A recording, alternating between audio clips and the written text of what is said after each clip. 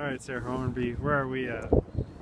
We are at Athabasca Glacier, or across the street from it anyway. In the Columbia Icefield along the Icefields Parkway. Good. And this is what, day? Technically day 2, but day 1 for us. Okay, well tell me a little bit why that is. Well, on our glorious wedding day, I woke up with food poisoning. So I was a little sick, to say the least, which was unfortunate, and wasn't quite ready to hop on the bike the day after the wedding. So we took a day to rest, stayed at a hotel. Did you just exit me? Oh, focused. I put you in focus. And yeah, took a day to rest and then started fresh this morning. So good. So how far have we gone today? So far only 50K. Only? It was like all uphill. It was like all uphill.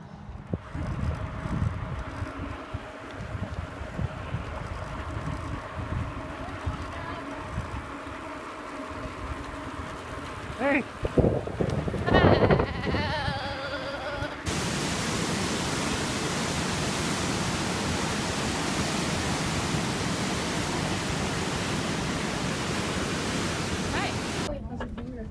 Excellent. 10-4, expect one. That's not bad. Actually, the most even if you don't, it's stunning view. It's amazing. We had beer. Just left Jasper. So 5K maybe ago. And we're headed east towards Hinton. So we have an 80K or so day, which is one of our easier days. After a super short 30-kilometer day yesterday. So all rested up, despite sleeping in a room with about 30 other strangers at the hostel. Oh. All good. Sarah, what do you think of our little adventure today? It has been an adventure so far. Woo! So where are we? I'm almost tired. We're on the Forestry Trunk Road. Left Hinton. On the way to Nordegg. And I'm tired. I'm out of shape. Ryan could do this in half the time. But my butt is sore. My neck and shoulders are sore. My legs are tired. It's raining. It's rainy and windy. And we have another probably 50 or, well, closer to 60 kilometers to go, but at least it's still daylight. Yeah, you're such a trooper. Ryan is being a really, really good cheerleader for us. Yeah, cheerleader's gonna get you a Danish now, if that's okay. Yeah, let's eat a Danish. Where are we, Sarah Hornby? We are in Nordegg, Alberta. Yeah, you having a little stretch? It doesn't look like a stretch, but I'm so tired right now that this is a stretch. Yeah. Yeah. So tell us a little bit about where we are. We just had a delicious homemade breakfast at the Miners Cafe. We got into Nordegg last night after a long day from Hinton. Yeah, so this is the perfect way to start the day. We're heading out on our last. Give me one sec.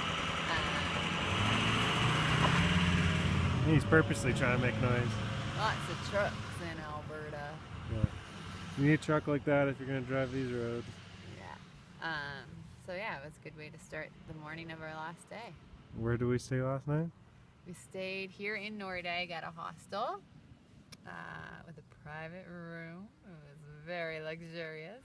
Yeah, nothing but the best for my lady. Yeah.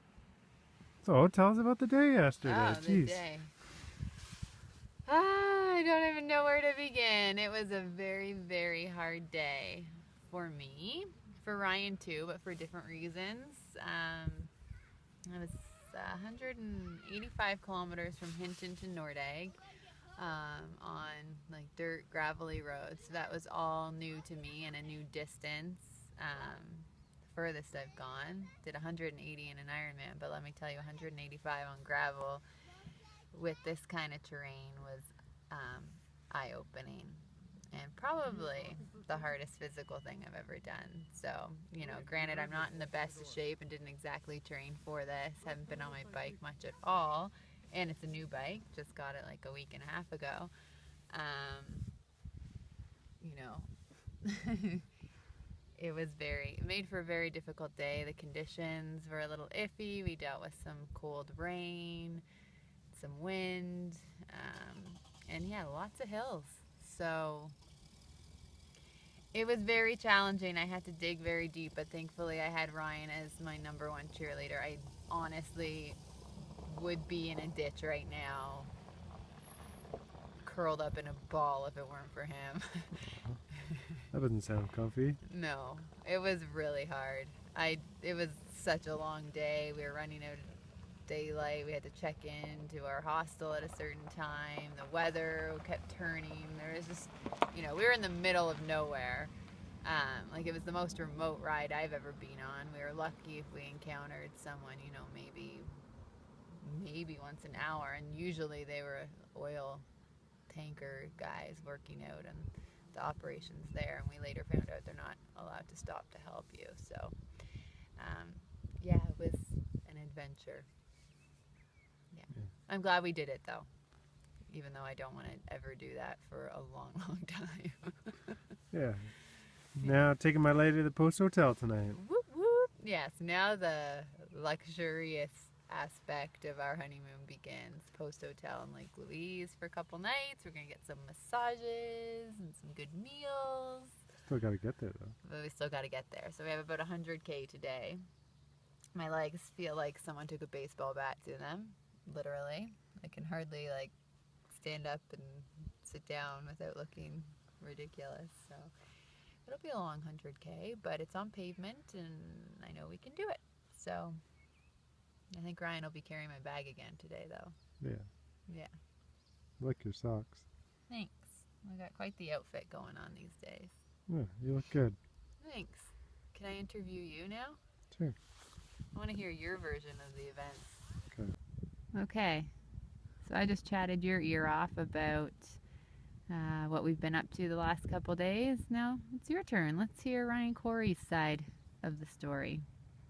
Yeah, well, we were chatting at breakfast. We had a great home-cooked meal at the Miners Cafe, and we were saying how each day was very unique and, you know, always changing as, you know, these adventures do. You know, you have different expectations of mileage and weather and restock opportunities, but through it all, kind of the consistent bit of it is, you know, how we've worked together as a team, and you know, every time I feel the ring move, it's a reminder to be nice and think of the other person, and not just how quickly can get something done, or you know, to blow past something scenic that would be nice to take a picture.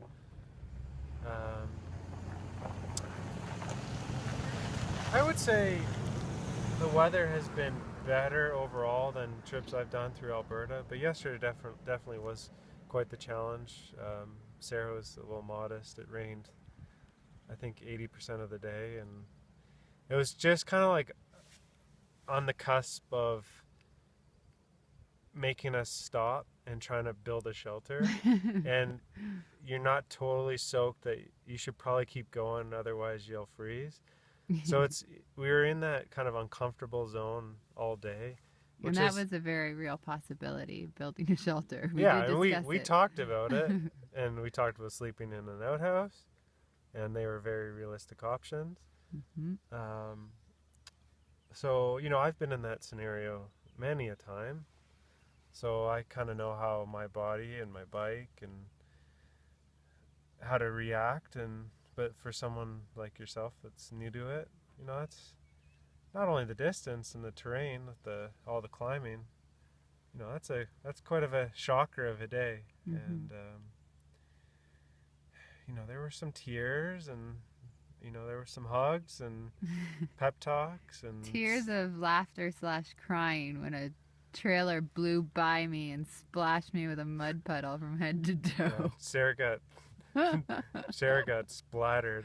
I looked back and she was covered in mud and water, and I didn't have a speck on me. It was actually kind of funny. It was. But yeah, through it all, you know, it's a long ways, and I said to you, Sarah, my wife, that I hadn't been proud of someone like that in a long time of, you know, performance, and I respected that you were quite outside your comfort zone, and you know, it took a little bit of, it was a learning curve for me to learn how to kind of when to push and when to pull, and you did when a great to job. just support, but you know, when to give me candy. Yeah, I really appreciated that you weren't always telling me how you were feeling, but you pushed through it, and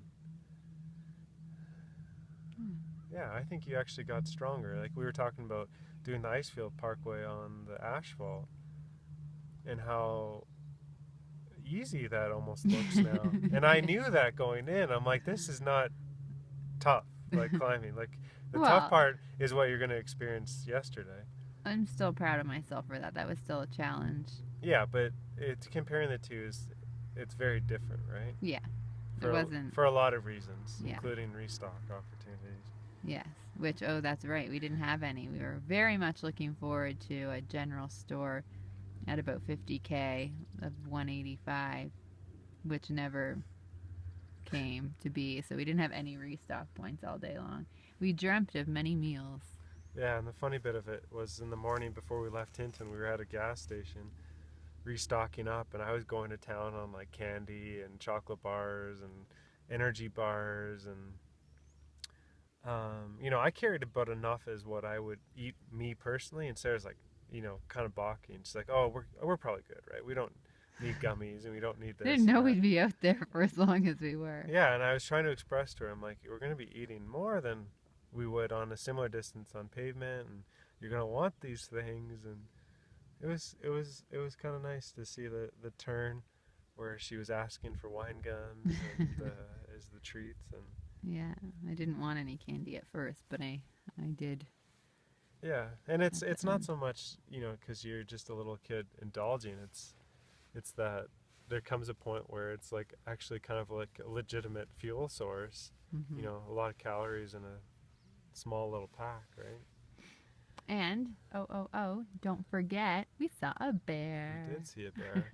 Yeah, Sarah stared at it for about 10 minutes going up a hill before she realized what it was. He was looking right back at us. He was really cute, actually, and he just sauntered off and did his own thing. Yeah, so I was proud of Sarah. She did a really great job, and it was probably next level where you'd push someone outside their comfort zone. It was probably like a little further than you'd want to push someone on the ride, but you know, the part of me that doesn't regret it is the part that says, you know, I think Sarah and I both learned a lot about our respective abilities and how to support each other. Yeah, and I think you on how to kind of manage yourself in that kind of weather and what to eat, and that's a huge growth from the rides you and I had done previously in Burlington on the road, and you know, I think you like are almost a different person overnight.